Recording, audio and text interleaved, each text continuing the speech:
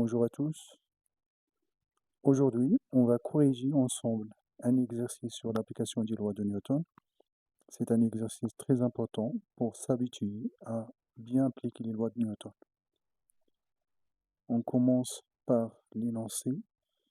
On considère un corps solide S de masse m égale 0,5 kg sur un plan horizontal.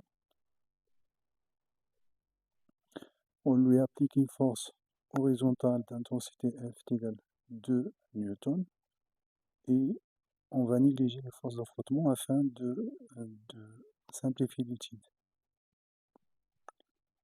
La première question, c'est d'appliquer la deuxième loi de Newton sur le solide S et de calculer l'intensité de la réaction R et de l'accélération AG. La deuxième question, c'est déduire la nature du mouvement du centre d'inertie G. Que se passe-t-il si on élimine la force F? Pour la quatrième question, on va supposer que le contact se fait avec frottement et que la force de frottement est équivalente à une force d'intensité égale à 0,5 newton. La première question, c'est d'exprimer la nouvelle accélération AG et de calculer sa valeur. La deuxième question, on définit le coefficient de frottement K qui est égal à la tangente de fil qui est égale à RT sur Rn. Calculer sa valeur. On a comme donné G est égal à 10 mètres fois seconde moins 2. On passe maintenant à la correction. On commence par la première question dans laquelle nous avons calculé l'accélération AG et l'intensité de la réaction R. Tout d'abord, on commence par le système étudié qui est le corps S. Après le bilan des forces, on a trois forces. On a le poids P, on a la force de tirage F et la réaction du plan horizontal R. On applique dans un référentiel galiléen la deuxième loi de Newton. La somme des forces est égale à M à J. Si on substitue les forces, on obtient P plus F plus R est égal à M à G. Et pour calculer l'intensité R, on va projeter l'équation sur l'axe OY. La projection d'une manière générale est donnée par l'équation 1. On a PY plus FY plus RY est égal à M à Y. La projection de P sur l'axe OY est égal à moins P, puisque P il est collinéaire à l'axe OY et de sens opposé. La projection de F sur l'axe OY est égale à 0, puisqu'il est perpendiculaire. Et la projection de R sur l'axe OY est lui-même, puisque R est collinéaire à l'axe OY et de même sens. La projection de AG est égale à 0, puisque AG il est collinéaire à l'axe OX.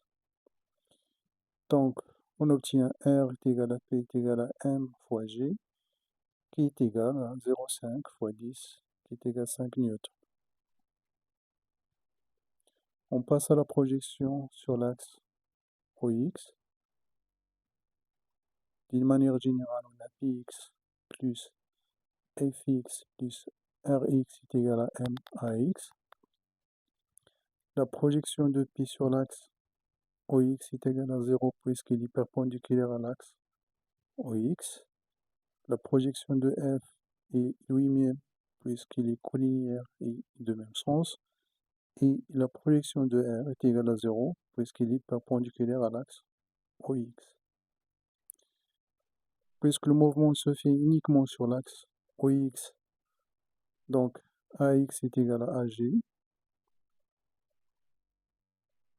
Ainsi, AG est égal à F sur M, qui est égal à 2 sur 0,5, qui est égal à 4 mètres secondes moins 2. On passe à la deuxième question, dans laquelle on va déterminer la nature du mouvement.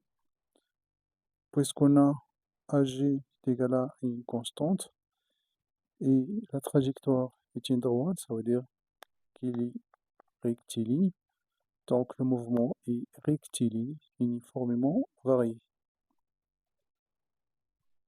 La troisième question, si on élimine la force F, on obtient AG 0 et par conséquent, la vitesse est égale à une constante, donc le mouvement est rectiligne uniforme puisque la trajectoire est une droite et on a VG est égal à une constante.